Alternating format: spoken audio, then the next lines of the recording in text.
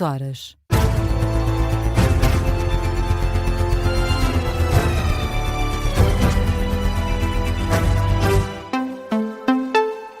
As notícias com João Lourenço. Muito boa noite. Há um entendimento positivo em Teherão sobre a proposta de paz dos Estados Unidos, mas a assinatura final está sujeita a análise. A Al Jazeera cita fonte do Ministério das Relações Exteriores do Irão, que, por intermédio do porta-voz, disse à imprensa que existe uma proposta que está a ser analisada pelo líder supremo, Ali Khamenei, mas que, neste caso, esta proposta ainda deve ser analisada em vários pontos. Antes disso, o Irão afastou então conclusões quanto ao acordo com os Estados Unidos, depois de Donald Trump ter afirmado que este acordo pode ser assinado ainda este fim de semana na Europa. As declarações divulgadas pela agência oficial de notícias Tasmin, o porta-voz da diplomacia iraniana, afirma que a maior parte do texto foi finalizado, mas que a Casa Branca continua a mudar de posição em relação às negociações. Assegura ainda que a República do Irão não está disposta a ceder nas linhas vermelhas. Nesta quinta-feira, Donald Trump mostrou-se confiante. Em declarações na Casa Branca, o chefe de Estado norte-americano diz que está para muito breve a assinatura de um acordo de paz. O estreito vai abrir oficialmente assim que assinarmos, o que pode acontecer em breve, muito em breve, talvez no fim de semana, na Europa. Eu não vou poder estar lá, mas o vice-presidente J.D. Vance vai lá estar e também outras pessoas. O Steve Witkoff e o Jared Kushner fizeram um excelente trabalho.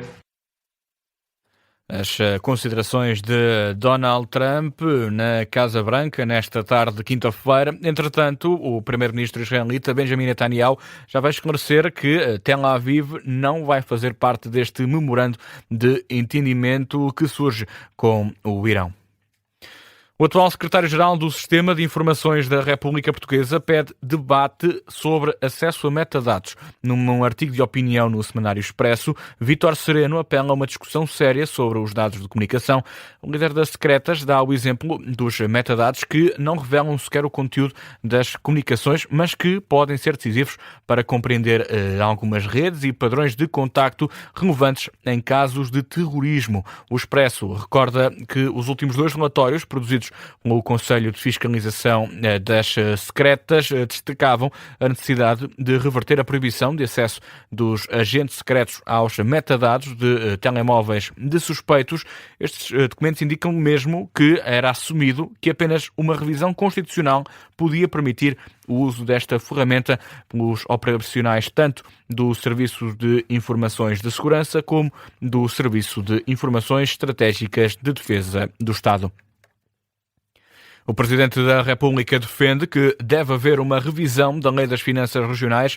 O anúncio foi feito numa cerimónia de apresentação do livro 50 anos de autonomia regional na Assembleia Legislativa da Madeira. António José Seguro alertou para os desafios da região autónoma. Acrescenta ainda que há um forte desejo de alteração desta lei, que foi classificada pelo Presidente do Governo da Madeira como ridícula e anacrónica. Sei que há um forte desejo de alteração da Lei das Finanças Regionais, que foi classificada pelo Presidente do Governo Regional da Madeira como iníqua e anacrónica. Concordo que é necessária uma revisão e para a qual apelo a um esforço comum, a uma atitude construtiva face aos novos desafios e também ao facto de termos de antecipar um futuro com eventualmente menos fundos comunitários. O chefe de Estado a acrescentar ainda que a Madeira não deve ser gerida a partir de Lisboa. A presença de António José Seguro numa cerimónia da apresentação de um livro 50 anos de autonomia regional que se organizou na Assembleia Legislativa da Madeira. O Ministro da Presidência admite que o Governo tenha de fazer cedências para conseguir aprovar a prestação social única, depois de ser questionado sobre as negociações com o Chega, que decorreram esta tarde entre André Ventura e Luís Montenegro. António Leitão Amaro lembra que, sem maioria no Parlamento, é preciso procurar entendimentos e que um dos interlocutores, neste caso o Partido Socialista, não tem mostrado disponibilidade para conversar. Este Governo tem demonstrado sempre, permanentemente, a propósito de todos os diplomas, uma vontade efetiva de negociar com todos. recorrentemente, o que nós vemos acontecer é os partidos ou partidos se auto-excluírem de negociações, seja porque nem sequer estão disponíveis ou, a maioria das vezes, dizer eu não me revejo de todo nesta reforma, nesta mudança. Nós respeitamos todos os representantes e nós vamos construtivamente dialogando com todos e isso implica naturalmente aproximações. Aqui as considerações de António Leitão Amaro. André Ventura falou depois do encontro com o Primeiro-Ministro. O Presidente do Chega admite mesmo um acordo na prestação social única.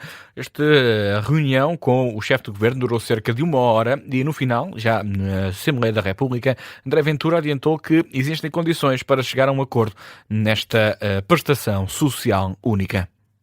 O que ficou parcialmente acordado é que, no sentido de trabalhar para se poder chegar ainda a esse entendimento de restrição, aceitando o PSD todos os outros pontos em relação ao que o Chega tinha proposto, que seja feita a baixa sem votação deste projeto, da prestação social única, em relação à votação de sexta-feira, para que no prazo de 1 semana, que é o que ficou definido, se possa chegar à fórmula que pretende estabelecer este princípio, repito, do qual não abdicamos. Quem vem de fora de Portugal e quer receber subsídios em Portugal tem que contribuir de alguma forma para Portugal. As exigências do Chega, aqui declaradas pelo Presidente do Partido, André Ventura, já esta proposta, a prestação social única, vai ser discutida e votada já esta sexta-feira no Parlamento. E o Presidente do Chega o Presidente do Benfica elogia Marco Silva, mas vinca que José Mourinho era a prioridade para a próxima temporada. O Presidente dos Encarnados fez um balanço da temporada que terminou em maio. Explica que a gestão do clube durante o último ano, numa longa conferência de imprensa no Estádio da Luz, Rui Costa diz que José Mourinho era a prioridade para a temporada 26-27. No entanto, teve que não ficou às mãos do Real Madrid. Não ficámos na mão nem de Mourinho nem do Real Madrid e, portanto, todos os cenários foram equacionados e, obviamente, depois de todo este tempo e todo este turbilhão à volta das eleições do Real Madrid e da continuidade ou não de José Mourinho, nós tivemos de nos fazer ao caminho e programar a próxima temporada e, de consequência, José Mourinho não seria o treinador do Benfica na próxima temporada.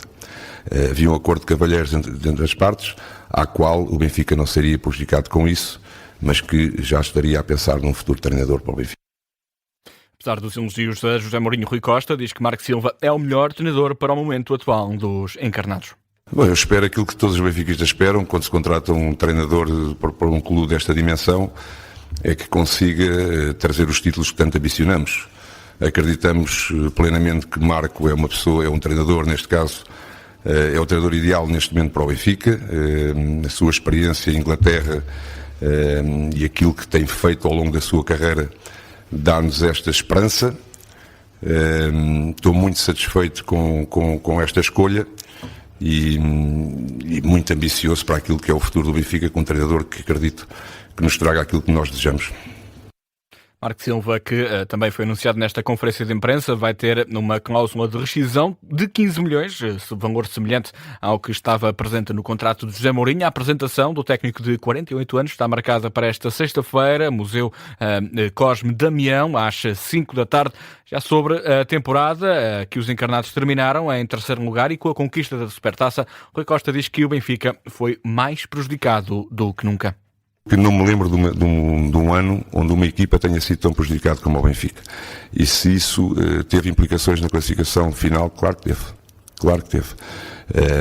E não podemos ficar indiferentes a isso. Portanto, repito aquilo que eu disse, não vou esconder e não vou dar desculpas de uma má época que a assumo e que até responsabilizo-me e peço desculpa por ela, mas também não posso esconder, e também não, o facto daquilo que se passou em termos arbitrais não pode ser escondido, porque nós cometemos outros erros que nos condicionaram à classificação final. Foi um ano que os casos são muito flagrantes. Rui Costa aqui a tirar críticas à arbitragem. Saiu também esta quinta-feira que o presidente encarnado vai estar suspenso por 45 dias, um castigo aplicado pelo Conselho de Disciplina da Federação Portuguesa de Futebol referente aos acontecimentos da partida do Benfica em Famalicão. O Benfica que então vai começar a temporada mais cedo, vai estar presente nos play-offs de acesso à Liga Europa. E no Campeonato do Mundo, depois do triunfo do México, há mais uma partida a arrancar nesta prova da FIFA, referente ao Grupo A, no estádio Akron, em Guadalajara, no México. Há o Coreia do Sul frente à Chequia, a partida a encerrar nesta primeira jornada do Grupo A. Connosco temos o jornalista Diogo Varela, ele que está presente nesta equipa do Minuto 90, que vai acompanhar os mais de 100 jogos deste Campeonato do Mundo. Diogo, quais são os 11 iniciais deste Coreia do Sul, Chequia? Vamos a isso, João. Boa noite e partilho também contigo essa presença na equipa do Minuto 90. Do lado da Coreia do Sul vou destacar dois nomes, desde logo o próprio capitão, Son Heung-min, que hoje em dia já está na MLS, a Liga Norte-Americana, mas é claramente aqui a referência da Coreia do Sul, e também Kang In-lee, jogador do Paris Saint-Germain, que é claramente destaque da equipa asiática. Quanto à seleção europeia, a Chequia, tem aqui também dois nomes mais conhecidos, Tomáš Souček, médio do West Ham, e o Patrick Schick, que é o ponta de lança do Bayer Leverkusen. Faço também referência não a um jogador que está no 11, mas que está no banco da Chequia. Falo naturalmente de Luka Zornicek, guarda-redes do Sporting Clube de Braga, que poderia ser aqui apontado como titular da Chequia, mas está a Matej Kovar na baliza da equipa da Chequia, que apenas faz a segunda participação em campeonatos do mundo, uma vez que antigamente pertencia à Checoslováquia, uma República Checa que eliminou a Dinamarca para chegar aqui ao Campeonato do Mundo de 2026. Deixou uma seleção também potente pelo caminho.